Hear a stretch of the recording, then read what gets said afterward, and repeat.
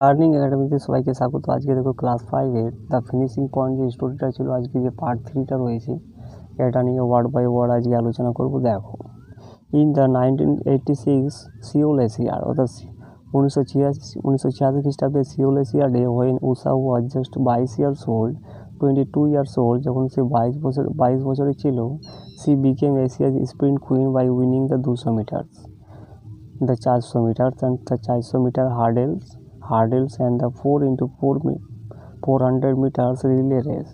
অর্থাৎ এই রেসগুলো জিতে সে কী হয়েছিল, স্প্রিন্ট কুইন্টে কিন্তু পরিণত হয়েছিল। সেটা কোথায়? 1986 খ্রিস্টাব্দে সিওল এশিয়াডে। এরপর দেখো, দ্য নেক্সট 5 ইয়ার্স এই যে তার পরবর্তী যে 5 বছরে দেখা গিয়েছিল her grow from strength to strength, অর্থাৎ শক্তিশালী থেকে শক্তিশালী সে হয়ে উঠেছিল in the Asian tracts.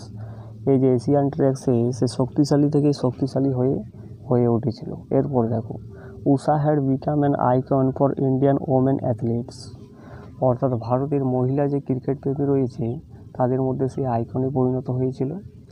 And a living agent, এবং একটা জীবন্ত কিংবদন্তি হিসাবে পরিণত হয়েছিল কেরালাতে, in Kerala, where newborn babies were regularly named after her, অর্থাৎ যে নতুন যে নবজন্ম যে শিশুগুলো ছিল তাকে কিন্তু তারপরে কিন্তু নাম দেওয়া হতো।